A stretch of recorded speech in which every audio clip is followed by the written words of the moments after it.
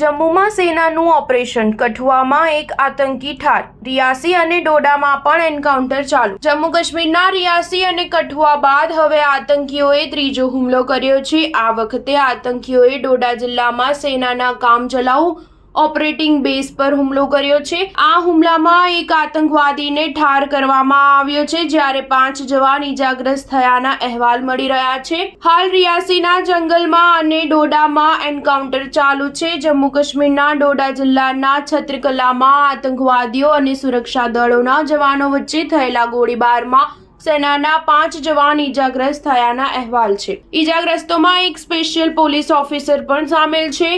ઈજાગ્રસ્ત જવાનોને સારવાર અર્થે હોસ્પિટલમાં ખસેડવામાં આવ્યા છે।